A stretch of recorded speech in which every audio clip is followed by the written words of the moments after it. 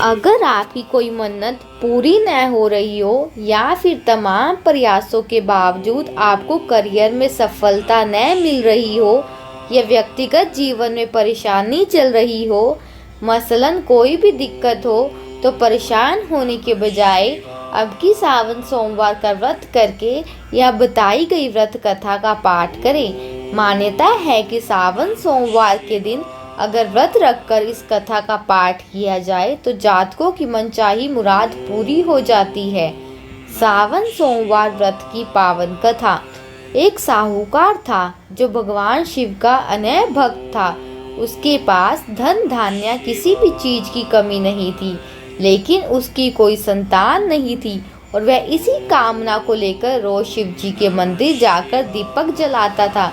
उसके इस भक्ति भाव को देखकर एक दिन माता पार्वती ने शिव जी से कहा कि प्रभु, यह साहूकार आपका अनन्य भक्त है, इसको किसी बात का कष्ट है तो आपको इसे अवश्य दूर करना चाहिए। शिव जी बोले कि हे पार्वती, इस साहूकार के पास पुत्र नहीं है, यह इस बात से ही दुखी रहता है। माता के कहने पर भोलेनाथ ने किया यह।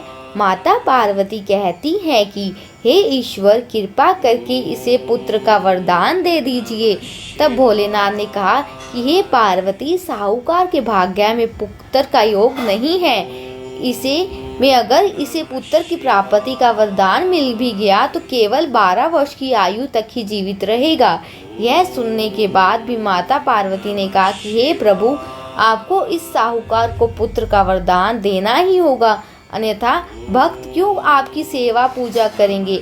माता के बार बार कहने से भोलेनाथ ने साहूकार को पुत्र का वरदान दिया, लेकिन यह भी कहा कि वह केवल 12 वर्ष तक ही जीवित रहेगा। साहूकार यह सारी बातें सुन रहा था, इसलिए उसे न तो खुशी हुई और न ही दुख। वह पहले की ही तरह भोलेनाथ की पूजा अर्चना करता रहा। उधर सेठानी गर्भवती हुई और 9वें महीने में उसे सुंदर से बालक की प्राप्ति हुई। परिवार में खूब हर्षोल्लास मनाया गया, लेकिन साहूकार पहले ही की तरह रहा और उसने बालक की 12 वर्ष की आयु का जिक्र किसी से भी नहीं किया।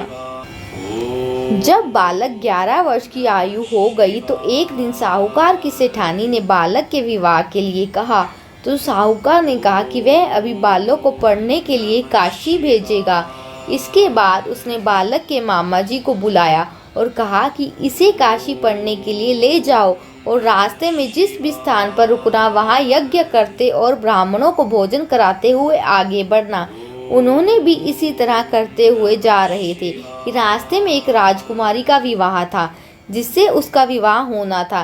वह एक आंख से काना था, तो उसके पिता ने जब अति सुंदर साहूकार के बेटे को देखा तो उनके मन में आया कि क्यों न इसी ही घोड़ी पर बिठाकर शादी के सारे कार्य संपन्न करवा लिए जाएं। तो उन्होंने मामा से बात की और कहा कि इसके बदले वह अथाह धन देंगे और वह भी राजी हो गए। इसके बाद साहूकार का बेटा विवाह की वेदी पर बैठा और जब विवाह कार्य संपन्न हो गए तो जाने से पहले उसने राजकुमारी की चुंदरी के पल्ले पर लिखा कि तेरा विवाह तो मेरे साथ हुआ, लेकिन जिस राजकुमार के साथ भेजेंगे वह तो एक आंख का काना है। इसके बाद वह अपने मामा के साथ काशी के लिए चला गया। उधर जब राजकुमार ने अपनी चुंदरी पर यह लिखा हुआ पाया तो उसने राजकुमार के साथ जाने से मना कर दिया। तो राजा ने अपनी पुत्री को बारात के साथ विदा नहीं किया। बारात वापस लौट गई। उधर मामा और भांजे काशी जी पहुंच गए। एक दिन जब मामा ने यज्ञ रचा रखा था और भांजा बहुत देर तक बाहर नहीं आया तो मामा ने अंदर जाकर देखा तो भांजे के प्राण निकल चुके थे। वह बहुत परेशान हुए, लेकिन सोचा कि अभी रोना पीटना मचाया तो ब्राह्मण चले जाएंगे और यज्ञ का कार्य अधूरा रह जाएगा। जब यज्ञ संपन्न हुआ तो मामा ने रोना पीटना शुरू किया। उसी समय शिव पार्वती उधर से जा रहे थे तो माता पार्वती ने शिव जी से पूछा, हे प्रभु, ये कौन रो रहा है। तभी उन्हें पता चलता है कि यह तो भोलेनाथ के आशीर्वाद से जमा साहूकार का पुत्र है। माँ पार्वती के कहने पर भोले ने दिया जीवन दान। तब माता पार्वती कहती हैं कि हे स्वामी, इसे जीवित कर दे, अन्यथा रोते रोते इसके माता पिता के प्राण निकल जाएंगे।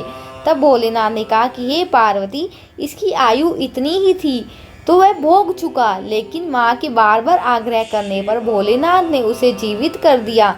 लड़का ओम नमो शिवाय करते हुए उठा और मामा भांजे दोनों ने ईश्वर को धन्यवाद किया और अपनी नगरी की ओर लौटे। रास्ते में वही नगर पड़ा और राजकुमारी ने उन्हें पहचान लिया। तब राजा ने राजकुमारी को साहूकार के बेटे के साथ बहुत सारे धन धान्य के साथ विदा किया। उधर साहूकार और उसकी पत्नी छत पर बैठे थे। उन्होंने यह प्रण कर रखा था कि यदि उनका पुत्र सकुशल न लौटा तो वह छत से कूदकर अपने प्राण त्याग देंगे। तभी लड़के के मामा ने आकर साहूकार के बेटे और बहू के आने का समाचार सुनाया, लेकिन वे नहीं माने। तो मामा ने शपथ पूर्वक कहा। तब तो दोनों को विश्वास हो गया और दोनों ने अपने बेटे बहू का स्वागत किया। उसी रात साहूकार को स्वप्न में शिवजी ने दर्शन दिया और कहा कि तुम्हारे पूजन से मैं प्रसन्न हुआ।